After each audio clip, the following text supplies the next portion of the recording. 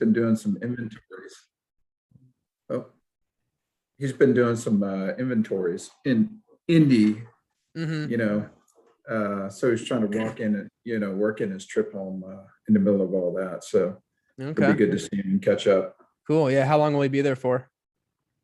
Probably about a week, something like that. How about you? What are you up to? So a lot of my family lives in the Indy area, so I'm actually staying here, so I don't have to really have to travel anywhere. So it'll be good. So I'm hanging out with my girlfriend's family on Christmas Eve, and then hanging out with my family on Christmas Day. Should be a good time. Nice. Sounds good.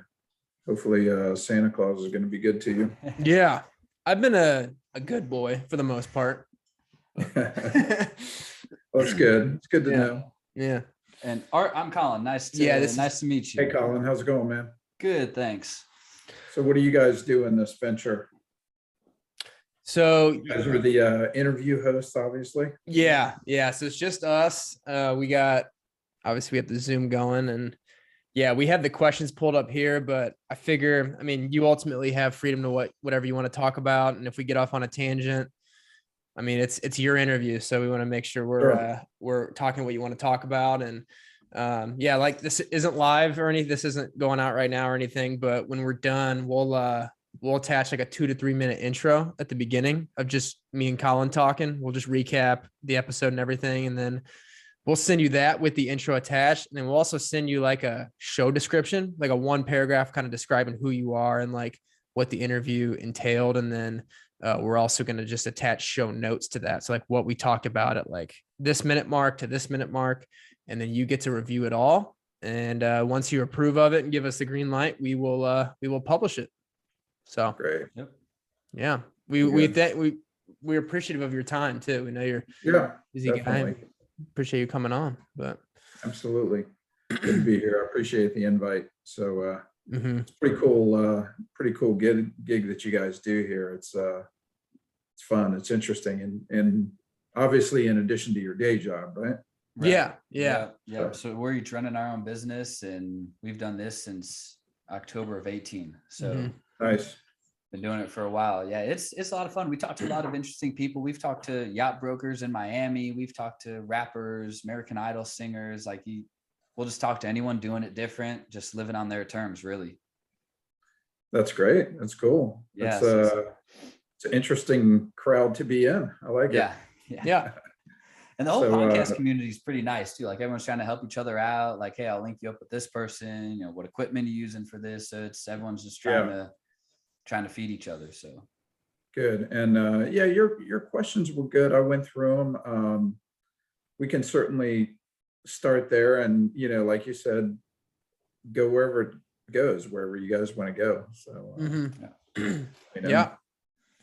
So Art, maybe to kick things off, for people listening that might not know what you do, how we kind of got here, maybe give a little background of yourself, who you are, what you're doing now. And we'll kind of dive into the nitty gritty along the way. Sure. Well, I'm a longtime financial guy, graduated from American University with a double major in accounting and computer systems, got my CPA, went into what was then, Big 8 public accounting, which is now Big 4 public accounting, KPMG, PwC, et cetera, and mostly worked for public companies throughout my career. I worked my way up through the accounting side, and ultimately I was an executive in 5 publicly traded companies, ranging from national home builder to technology, and had the opportunity to be the CFO of 3 public companies, and the last one of which I left in 2012, and was a little burned out, wanted to spend a little time with my boys. I have 2 boys, before they went to college, and took a few years off to kind of figure out what I wanted to do and enjoy life with them. I had the opportunity to do it, so why not? And then, once they went off to college, I basically settled in on using my financial skills. That's where I'd spent my life. That's where I felt my expertise was. I've always enjoyed investing. I've been a long time investor. I mean, even, starting out my career with small amounts and then growing that to, pretty good size amounts relative to our family. And, started my business from there. That's awesome. Yep. Yeah, sounds like you found a way to manage your time well, which is something Tim and I talk about, that work-life balance, right? So when did you, I know you said you wanted to spend time with your kids when they left. How soon after they left, or maybe even back up before then, did you have the idea for having your own company before they had left? Or was it when they were gone where it's like, I need something to do, I'll start my own thing? Or were the wheels turning for a while? Yeah, no, the wheels were definitely turning for a while, for sure. I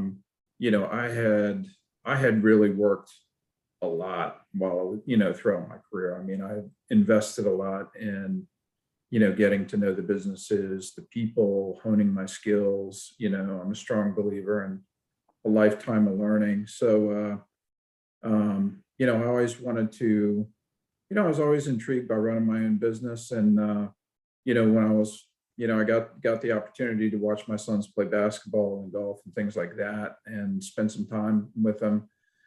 And, during that time, there was always an undercurrent of, what am I going to do next? I want to enjoy it. I want to be able to help out people, use my skills, maybe build a business that I could pass on, eventually to my boys or the employees or something like that. And then, our family needed it for investment management, planning, and tax. And so, I decided to start my registered investment advisory firm, which is also like an up and coming thing in the industry. A lot of folks in the industry customarily made their monies in the past through commission-based services, selling stocks or insurance or annuities and things like that. And I really wanted to work for people and help them, represent them, be a fiduciary, rather than being a commission sales guy. And so, definitely spent a lot of time thinking about it and thinking about exactly what kind of business I wanted to have and what would, really represent me the best. So, and, I can be successful at. Sure. And from the moment you decided to start the business and you had the idea and everything, was the process pretty smooth of getting it up and running? Do you maybe want to describe that process of what it was like to get it formed, and any challenges you had to overcome? No, that's a great question, because a lot of new businesses struggle over that, quite frankly. And the good news about it is being a CPA and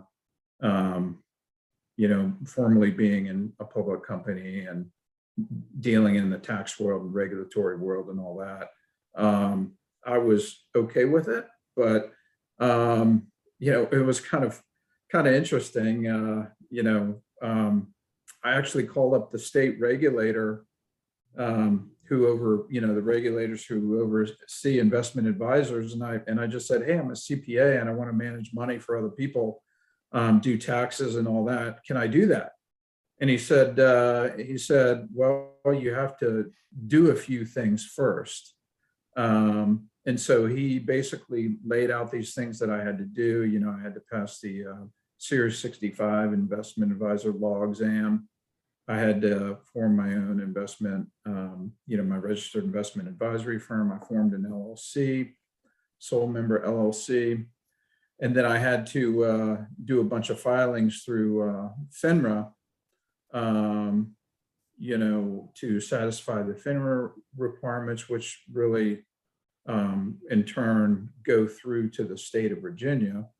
Then the state of Virginia reviewed everything, had a question or two, and said, hey, you're good to go. And then I also passed a couple other exams. I passed the PFS exam, which is an exam that is only available to CPAs. It's personal, financial services exam. And then I also passed the CFP exam, which a lot of investment professionals and advisors have. But so basically, it wasn't easy, and it was kind of interesting not taking exams for a long time, and then have to go in and take a whole bunch of exams, and it's always in the back of your mind, oh my God, what if I fail and I don't pass, Yeah. but I got through it and kicked it off, and it was all good. So Yeah. That's great. Yeah, that's a lot of tests for me, man. I wasn't a good test taker in school. Like I would get everything but a test done right. And now I do these continued ed things. I'm the last one done, all this business. It's funny. My dad, he's a CPA, and he said they refer to that as the can't pass again test. exactly. Yeah. He's like, you Pass study again. for it once. Yeah. That's what my dad always told me growing up. He's like, yeah, take the CPA exam. You pass it once and you can't pass it again. So Yeah. So you mentioned, you had some time in corporate, and I definitely want to spend a lot of time on your practice, but what were some things in that time that maybe you didn't realize would be such a good skill to have, or a good stepping stone into launching your own business? Like, oh, wow, when I did XYZ at this company, that really makes a difference with what I'm doing now. Anything like that really jump out? Yeah, I'd say it's probably a culmination of a lot of things, honestly. Just interacting with a whole bunch of smart people that had a lot of good ideas and creative and different skills, and seeing all that, and then just enjoying. I always enjoyed working with my team and my staff. It was always great. I felt like I always had great people working for me who were an inspiration, and I always, that was a big part of it. And then, frankly, I'm a little nerdy about number crunching and financial analysis and research and all that.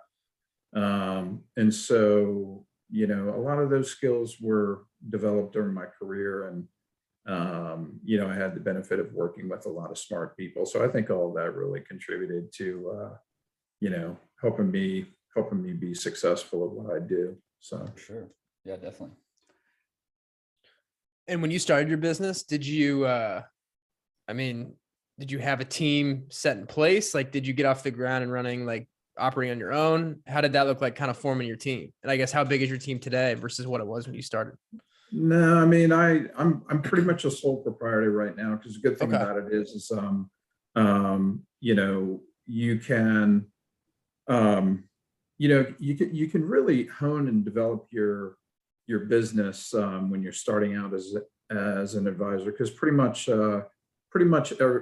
everything, honestly, is just it's almost just like intellectual property, right? It's what it's the investment research skills, the process skills, understanding fundamentals, technicals, tax planning, all that. And so, the most important thing, frankly, was just, when I first started, it was like, how do you get your first customer? You're starting out, and you can't say, oh, well, I have such and such number of customers and blah, blah, blah. So fortunately, just through my network, work network on LinkedIn, and golf was an important network. People that I worked with in the past, friends, family, people who knew me, folks. I would put folks into two camps, really. One, they didn't have an investment advisor, and they really thought they needed one. So they came and talked to me. They knew me, they trusted me, they knew my background and skills and all that. And then the other camp was, just folks who had an investment advisor, and they just weren't happy for whatever reason. Wasn't, they didn't talk to them much, or it didn't click, or they weren't happy, or whatever. And just through that, the first several people trusted in me, and the business gets going, and then it's easier to talk about, and then referrals start. referrals that's pretty much the way that I've grown my business. I had experimented a little bit with Google AdWords and whatnot, but when people want someone to invest their money, do their taxes, handle all the personal information, have the personal discussions, all that, they really want to talk to someone that they know and trust. They don't want to Google someone and say, hey, do you do this? It's the first thing people do is they ask someone else. So Right. my business has pretty much grown literally 100% through, referrals and networking. So, And are most of your clients, are they like individuals, couples, combination, like families, like, or is it kind of a mixture of everything? it's a mixture of everything. I have some individuals, probably most are, couples. A lot of them have small businesses and real estate, plus capital gains and whatnot. So, their situation's fairly complicated, plus their tax returns are, fairly complicated. And then one interesting area in my business that has grown a little faster and bigger than I anticipated, not that it's big, obviously, but is young professionals. A lot of the couples and parents and whatnot really wish that they had help much earlier in their life, because they really felt like they could have built a much bigger nest egg, and they really want their children to be financially independent, and be able to live their own life and make their own choices and all that. And so I've been referred to a lot of young professionals, and I even have like a separate fee schedule as well that I've developed, and that's been interesting too. So a lot of families, multi-generational things. Probably my oldest client is in their 70s. My youngest client is probably depends on, I mentor some folks as well. I mentor folks in their late teens. Probably youngest technical client is probably 21. So yeah, pretty wide range. Okay. What advice would you give to someone who's just graduating college, who maybe they just started a job and they have maybe they have a 401k option at their firm, but like, what if they're interested in like investing, like beyond that? Like, do you have any advice for anybody that's coming out of college like that, in that setting, who's interested in investing? Yeah. I generally like the conversation that I generally have with, most of my clients is we walk through what I like to call an investment and wealth building hierarchy. And so, the number one thing that everyone should have is an emergency fund. Sometimes I talk to people about that, and they kind of gloss over, but it's really important. If you lose your job, or you have to take care of an elderly parent, and you don't have a couple of months of income, it's really good to have an emergency fund to fall back on. You got to have that. And it also actually helps you invest a little bit more aggressively in the market as well. Because of, a lot of times when the market goes down, people lose their job. When you lose your job, people then go back and look to the market for liquidity to pay bills right when the market's down, and you don't want to do that. So an emergency fund can help with that. Then the second thing is maximizing the 401k. Typical person in 2021 can set aside $19,500, which most people don't. And then after that, there's what's called a high deductible health plan, health savings account, HDHP, HSA. Save in that. It's frankly another way to save for retirement, triple tax free, and also put away money for healthcare needs. And then once you have all that covered, I would say, then you can look into taxable investments. And generally speaking, I recommend clients invest in the market, just because there's many different kinds of, companies. The stock market's highly liquid. If you have a big gain, you want to sell and get out, you can do that. If you want to stay in, you can do that. So there's a lot of diversity that can be achieved, plus some liquidity. And then I just caution folks about investing in private companies, because I know a lot of folks like to help out their friends, which is great. They like to help out their family, but it's really important to go in there, with eyes wide open. Private investments they're illiquid. They tie up your money a lot. Often, unfortunately, they don't work. Sometimes they do, sometimes they don't. So you really have to be careful. I talk to folks about, think of an angel investor, for example. Angel investors know they have to invest across a pretty wide array of companies, just to protect themselves, because they know the likelihood of picking out, the one Google out of the millions and millions of opportunities is pretty slim. But, if you invest in 10 or 20, hopefully one or two of them will be a success. A couple of them will probably go bankrupt. A couple more will probably go sideways and not be what you thought. Definitely want to be careful on the private investing side. But, in general, that's what I'm talking to clients about in terms of excess cash flow and investing and, outside of 401k and whatnot. It's really, you got to kind of look at the full circle. Okay. Yeah, those are good tips, because like Tim and I have talked, college doesn't teach you this stuff. They'll go to corporate finance, right? Covered calls and puts and all this stuff. And it's like, man, 99% of the people in those classrooms aren't going to do that. So we think stuff like this is very important. What are some other, I guess, quick and easy saving tips? Say someone comes out of college, they're making 40 grand a year. How much in a perfect scenario should they save per month out of that? Well, I know expenses will vary, but yeah, no, that's good. So I would say, generally I'm encouraging, young professionals to set aside 5% in the 401k and try to get with a company that matches something. Cause obviously, if you set aside 5% and the company matches 2.5%, that's a 50% return right there, and you haven't even done anything. And then the other thing is, when you're young in your career, your tax rate is probably as low as it's ever going to be in your life. You're just starting out, tax rate's low.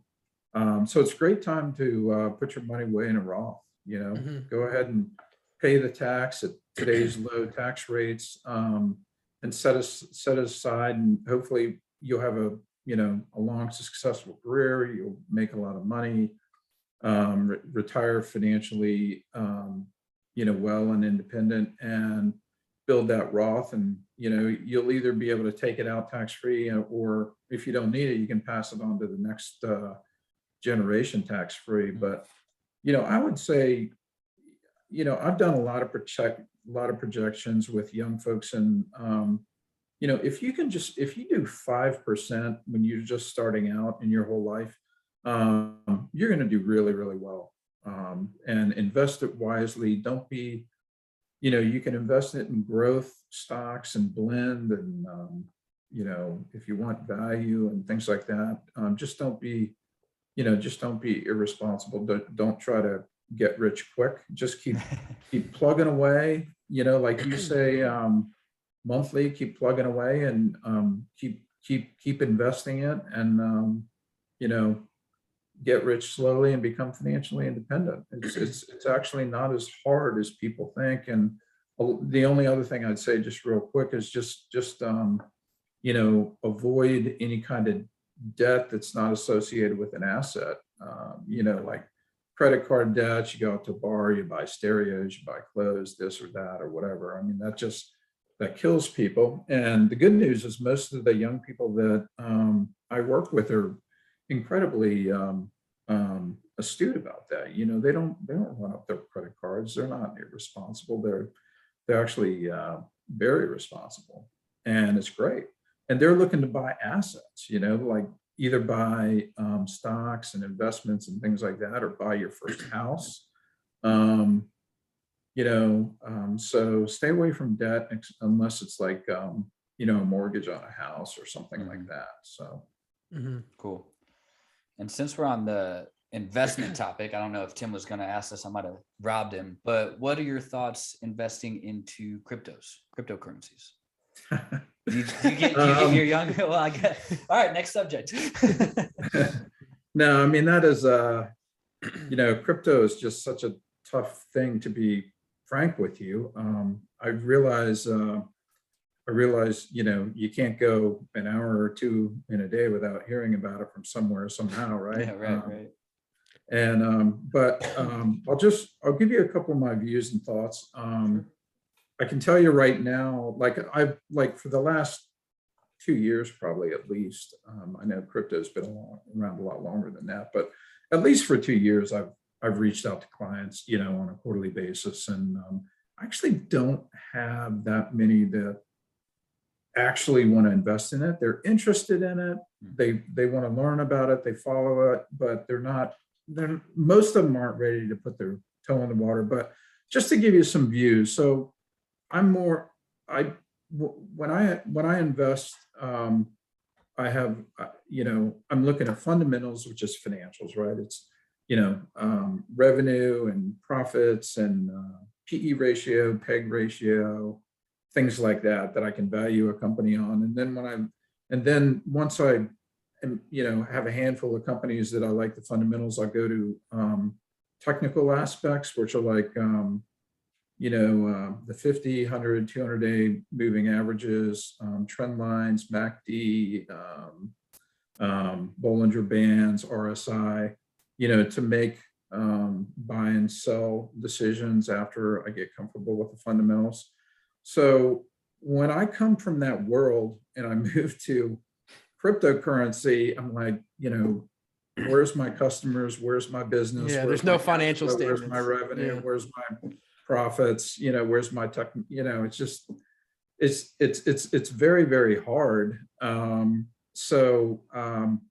I jokingly say it's the next greater fool's investment. And I do mean jokingly, because there are a lot of brilliant people investing in it. And there's no joke about the kinds of investors that are interested in it, and frankly have made a lot of money on it. And I also think there's a lot of risk. People talk about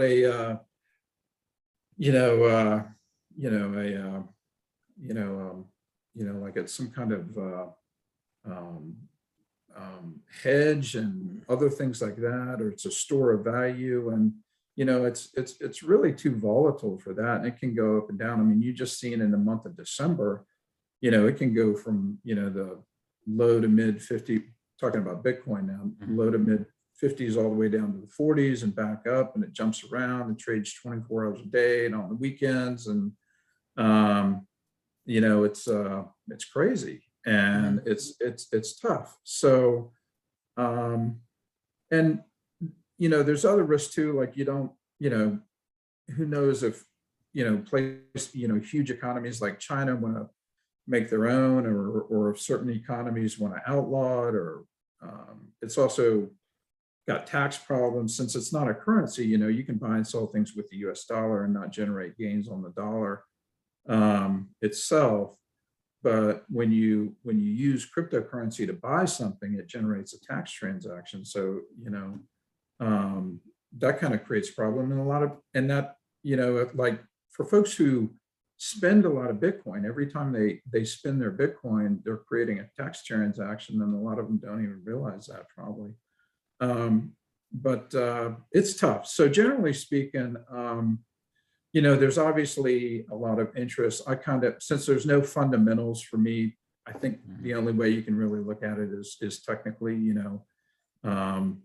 buy it on dips and things like that. And I generally tell my clients, don't put a whole lot into it, maybe put a couple of percent into it, 2 to 3%, be ready for a wild ride, and, be ready to lose it all if something unforeseen happens, or maybe you make a lot of money, Right. who knows? So it's definitely interesting and exciting. There's no doubt about that. So Yeah, for sure. For Mhm. sure. Because Okay. Tim and I, we're into the cryptos. We like investing into certain ones and Bitcoin, Ethereum.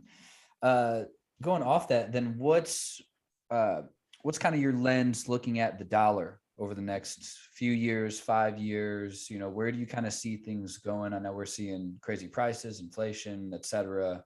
What are your thoughts on the current state of the market and what's to come? well, as we all know, it's impossible to predict the future, right? I mean, every day goes by and you're just shocked at the latest thing that's happened. But it's interesting.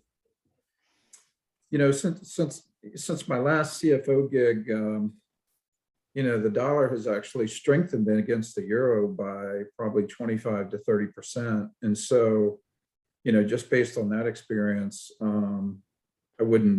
I don't see how anyone could say that the dollar is getting ready to crash or weaken or anything like that. I mean, it could, but certainly hasn't happened since, my last CFO position. And,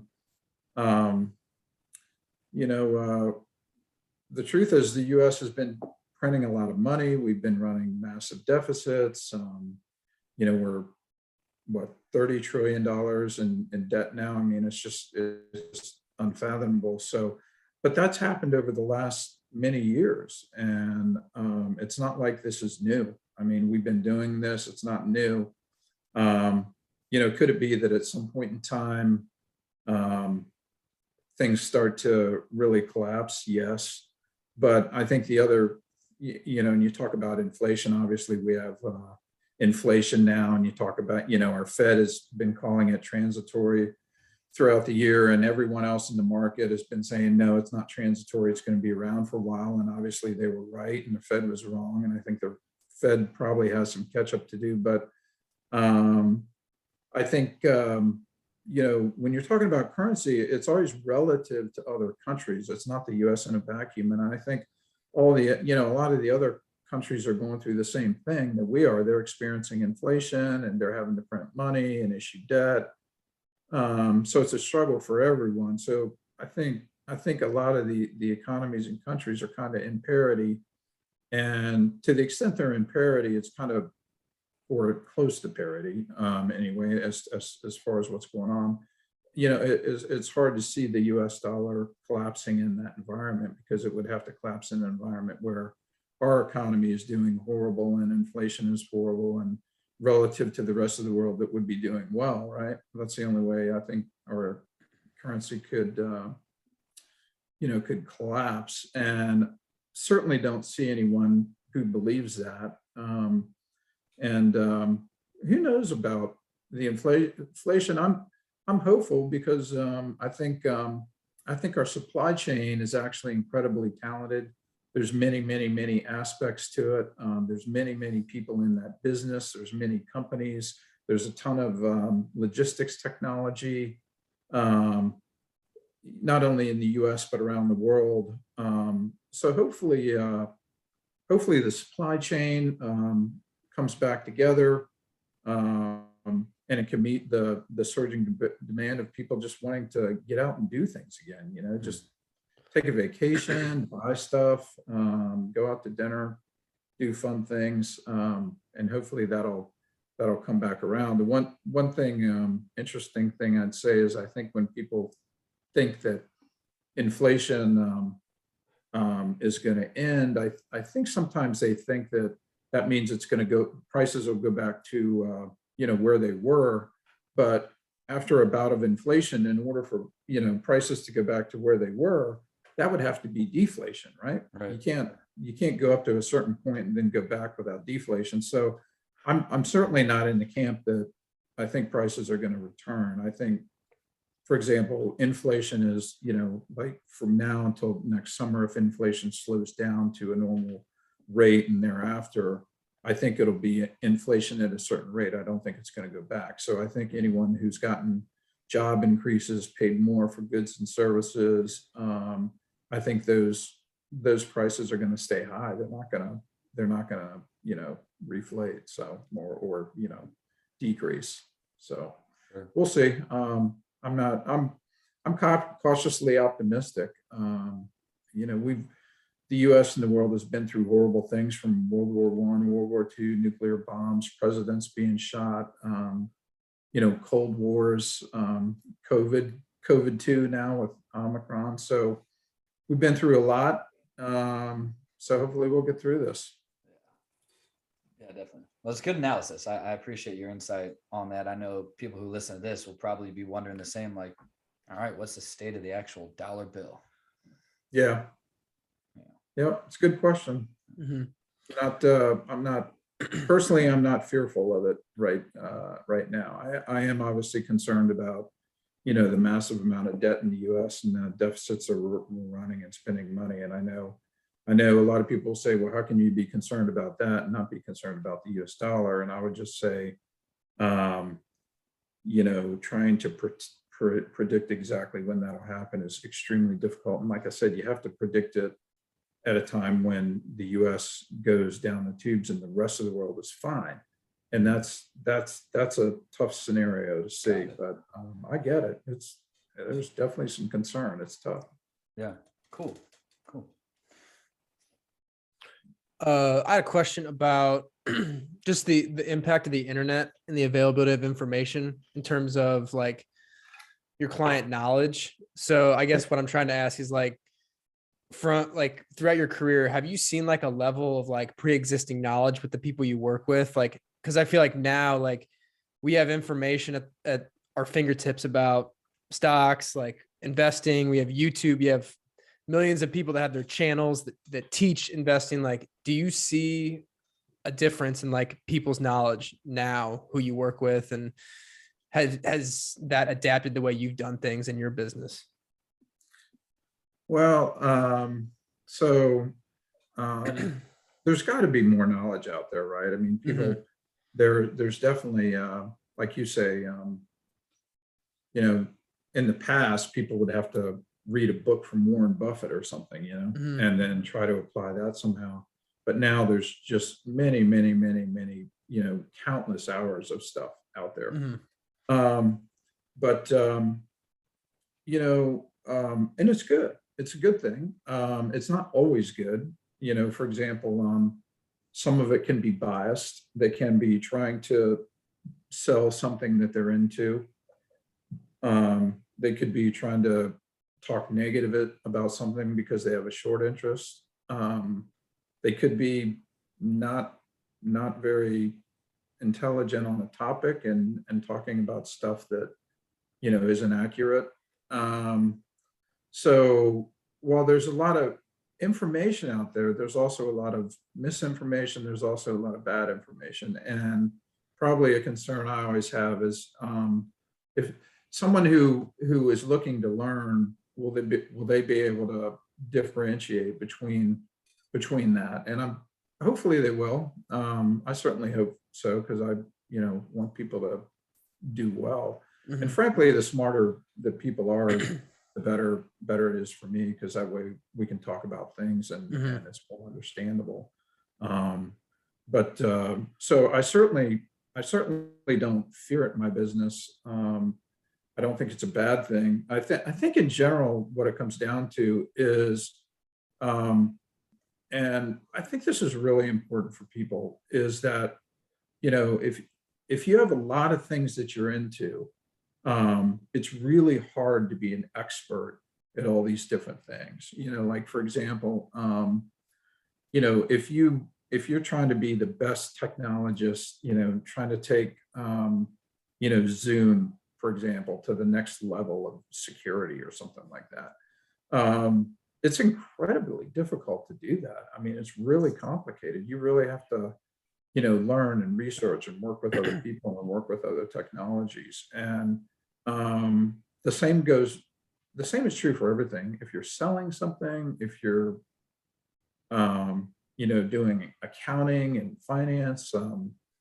It's all very difficult. And, if you want to do a good job investing and planning and taxes and all that, you really need to do it all the time because it's complicated. It's not like you can just watch a YouTube video and then, go out and manage your money. It's tough.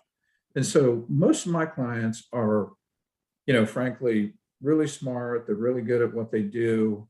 They have families. They want to have fun. They want to travel. They want to do things. And they want someone to help them financially, who's eats, sleeps, and breathes it, and hopefully is an expert like they are in what they do. Right. So I think all of the information out there is great. I think it's great that people try to consume it.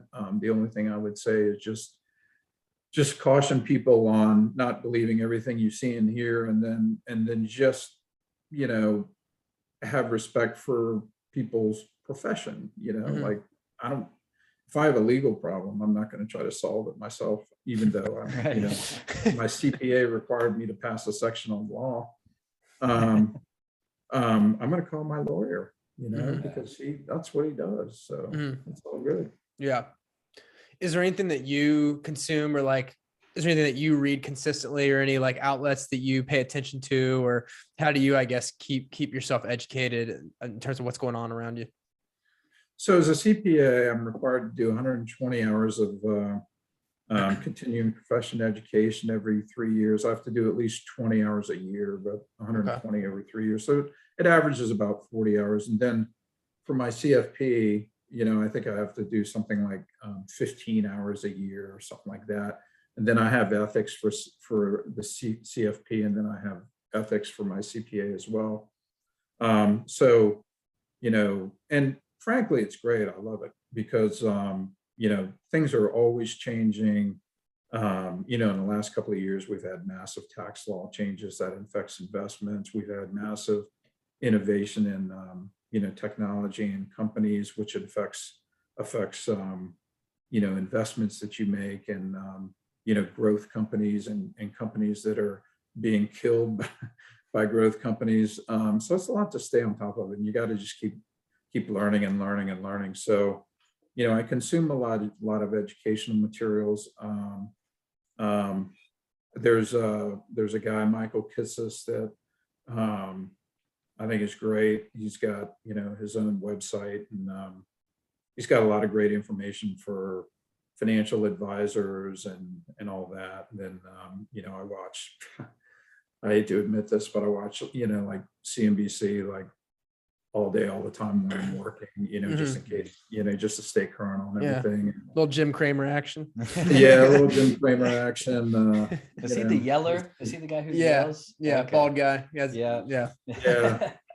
He's got COVID, I heard, so it's crazy. But anyway, to be honest with you, I watch a lot of video stuff. I mean, I'm always trying to stay on top of, as much as I can. It's tough because you have to you have to do your day job, you have to talk to your clients, and then you have to learn. So kind of what I do.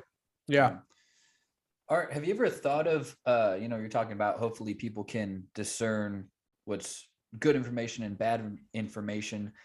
Have you ever thought of, writing your own blogs or articles, own videos, anything like that, to kind of be a better medium, especially with the younger professionals who, believe every headline or news line, whatever, and just be like, hey, this is really what it is, Yeah. starting with your lack of concern with, you don't think the dollar is going to crash anytime soon, but, putting some good info out there. Yeah, If right. it does, we got a lot of lot more worse problems. I'll make sure we don't exact quote that one. But yeah, It's ever okay, think you can about, quote it. yeah, you ever think about doing your own information like that on just kind of content? I have thought about it, but there's so much good content out there. And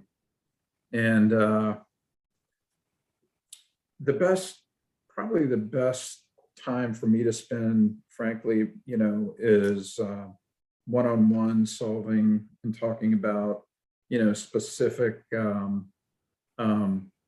issues with clients, that's really the most important thing for me, because as my business has started to grow, and I have a steady flow of referrals, so I frankly don't, I have time to grow the business, but I don't necessarily need to do some of these other things. The most important thing for me is just to focus on my clients and focus on investing and learning and trying to figure out, how to make money and protect money and pay less tax. And if I do that, everything else kind of solves itself, you know what I mean? But I do love helping the young professionals I work with. It's great. I definitely appreciate it. That's for sure. Awesome. I'm not sure what the exact figures are, but it's a pretty common idea out there that like with marriages, money and like financial problems, like that's a big driver of why marriages end.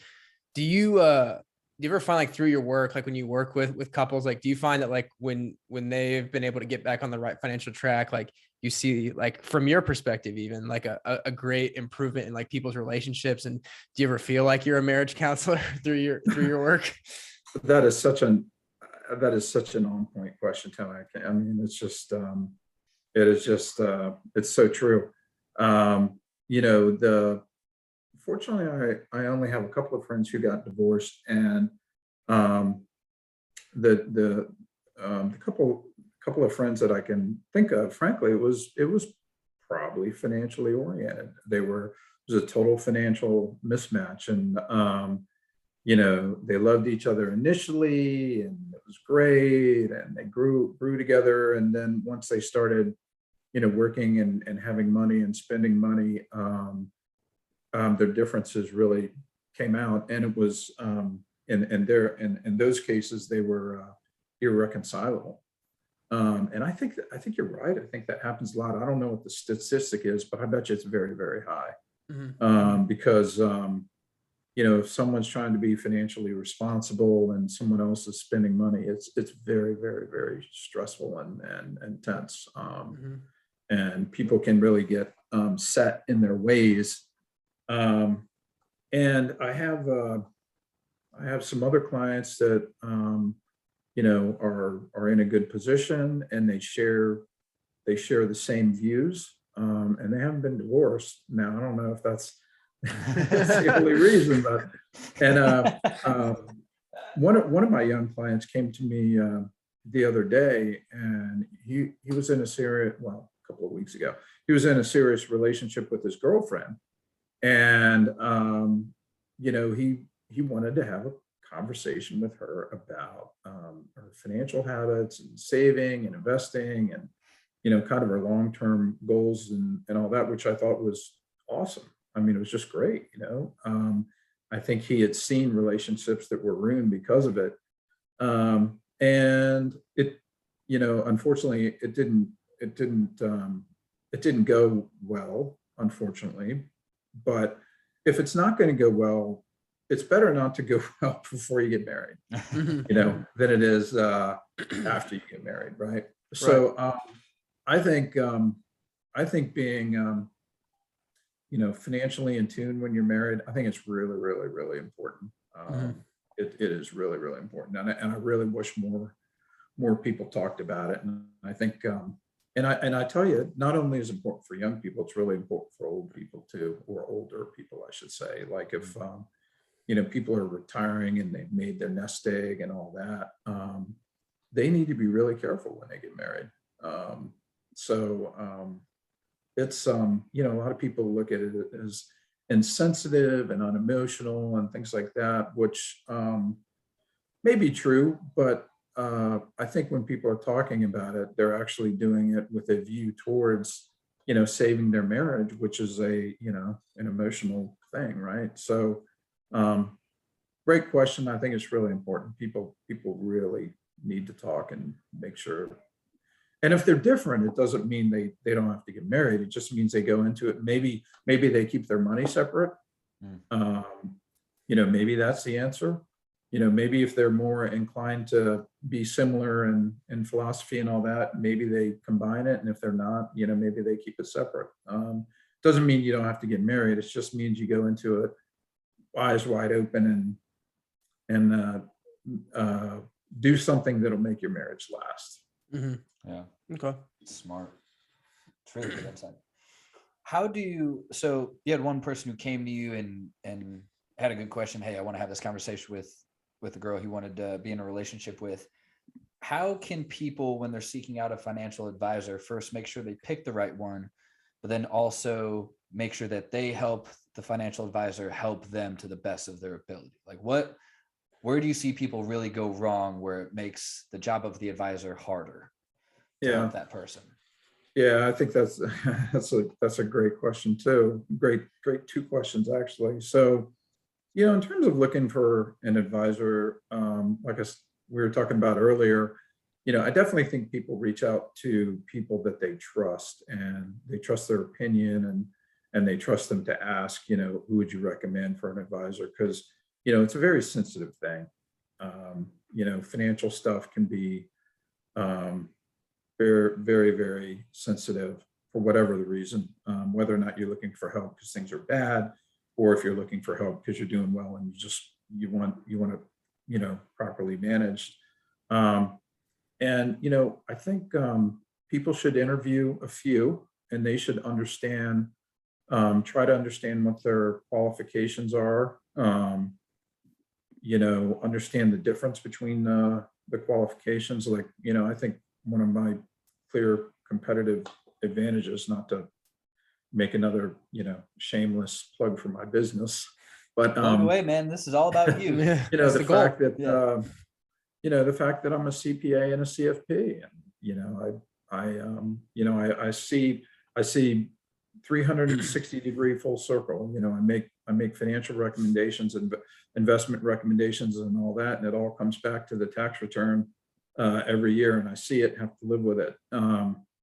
And I get a report card on it, quarterly, and then once a year on the tax return. So, but just really think about what it is that you need, and think about the two different types of services, because if you're talking to an insurance broker, it's really important to understand that that's what they are. They're a broker. They're trying to sell you something. And if they're trying to sell you something, they make their money off of commission. That's how they put food on the table. And that's fine. There's nothing wrong with that. People need to do it. It's good. But you need to understand that. Like I have conversations with my clients, obviously, about a lot of things, but when I talk to them about insurance, it's what I objectively think they need, not what am I trying to sell them? And I'm not biased, I'm not stuck in the insurance industry, and that's my whole thing. So understand, like, insurance is important. Brokers serve a really good role, but people just need to understand the difference between, someone like me, a registered investment advisor, a fiduciary working for the client, versus, a broker trying to sell stocks, or trying to sell insurance, or trying to sell annuities. Understand both sides. Understand, fiduciary versus commission. It's really important. And then, as to your second question, the most important thing is that for people to realize is, financial advisors working with many clients, we have seen a lot of different stuff.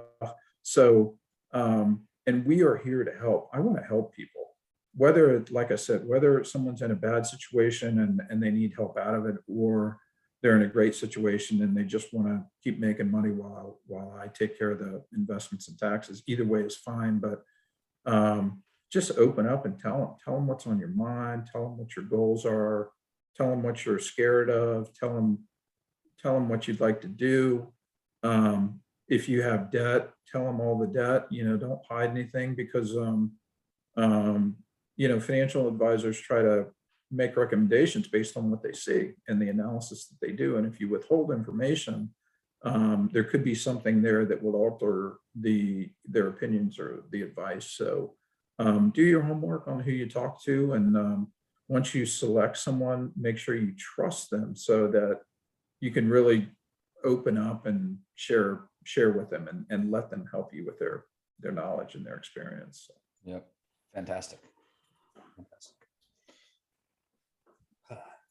So you're a golfer. And I'm a I don't know golfer when we're gonna too. start talking about golf. Yeah. All Yeah, right, you and I'll I, see you guys. you and I can honestly have a whole podcast on ourselves for hours about golf. I know, But seriously. when How did you? about Tiger and Charlie and John Oh and yeah, John? really cool to Is that see. unbelievable? Yeah, I just think it's amazing how he broke his leg, and 6 months later he's ripping drives trying to catch Justin Thomas in the tournament. So Yeah, it's great.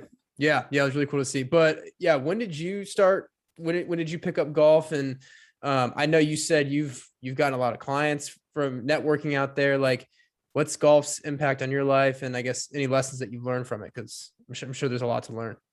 Yeah, so when I was growing up, my dad used to take me out to the golf course. He would play with his buddies and kind of drop me off, and I would tool around. And this is when I was like 9 or 10 years old. So I would just like hit balls, play a few holes, try to stay out of trouble, putt, maybe go to the pool and all that. We had we didn't have much money growing up, so we were a member of a club that was kind of far away and was inexpensive, but you could still play golf. So that was my intro to it. My dad loved it. He just, I don't know, he just thought, he viewed it as a gentleman's game. And when I say gentleman, I'm not speaking of, the actual gender, because there's, a lot of fabulous women. There always have been. So I don't mean it that way. I mean it in the sense of etiquette and, Sure. playing with people and enjoying other people and all that. He really loved that aspect of it. Plus he liked to do well. He loved the game. It's a tough game, very difficult, a lot of different things. You got to drive and putt and hit sand shots and hit shots around trees and over trees. So it's there's a lot to it. And so I grew up playing. I got pretty well and did pretty well in junior golf. And I played a lot with my mom and my dad and their friends and their adults. And, for me, I'm glad I did, because I always enjoyed talking to adults. I was never afraid of adults. I'm not saying, kids are afraid of adults, but sometimes they may not warm up, or, what I mean, just not quite be as out there. But, I was always happy to talk to adults, and it wasn't an issue, I don't think. And got to meet a lot of interesting people, got to hear what people did, for a living. And played competitively, did pretty well. I got a golf scholarship to college, and pretty much between the golf scholarship and loans, paid my way through college. And I tried to stay in golf during work. And it's just a great game. It's a great way to spend time with people in a fun environment, get to know people. People say you really learn a lot about people on the golf course, and it's true. Very true. They show their true colors when things aren't going well. Every golfer has lots of good stories, one way or the other. But it's great. I've met a lot of good people, met some not great people, but really cool stuff. So. Yeah, it's, just the networking aspect. And this is true of anywhere you go. Like if you go anywhere in public where there's people, I've just found that whenever I've gone to a golf course, whether I'm paired up with someone randomly or just out there at the driving range, you're most likely going to meet someone that is extremely successful and or knows somebody. And yeah. I'd advise everybody, like in some way, like get out and do something that's active and something that releases endorphins and gets you in a good mood, because you're going to meet someone somewhere. And yeah, I think there's just a lot of crossover there. So, and definitely, no doubt. Yeah, especially with golf too. Like it's not, Yep. Assuming you stretch well, but I don't think it's too tough on the body. It's a sport you can play for majority of your life. So, yeah. Yeah, I tell you, it's tough when you're getting older, man. Especially on the back. So Good stuff. Anything else for Art? I want to make sure we get through I'm trying to all our think. things. Got through everything. And then, Art, I want to make sure we hit everything that you want to touch on as well. So if we haven't covered something with the business, I want to make sure we, like we said, this is about you. So plug away, and want to make sure we cover all our things.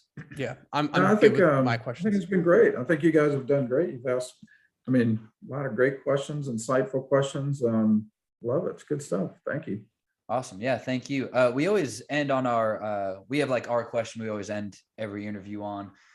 So we just always like to know where people stand and how they want to be remembered when time is all said and done. How do you want people to remember Art? Yeah. Wow. That's a great question. It's a great question to end on. I would just say, just in terms of, I would just say the mid to back end of my career, I would just say that people would, think of me as someone who's really tried to help folks at work, advance at work. I try to hire good people and let them do well, work hard, get promoted. I've always tried to, teach and help people advance and get promoted and be in a better situation, and give them the tools to succeed. And even now, in my business, working with clients, my whole goal every day is I just try to figure out how can I make someone's situation a little better? What can I do today to improve their financial lives? Because that permeates through so many different things, their health, their mental health, activities, social life, everything else. So, I would say, I really would love it if people thought of me as someone who was trying to make things a little better in some way. That's kind of what it's all about, right?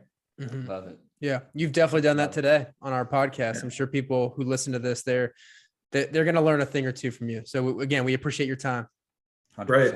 Thank you guys so much. It was great. Appreciate it. All right. Yeah. Thanks, Art. Nice talking All to right, you. man. Thank you. All right. We'll see you.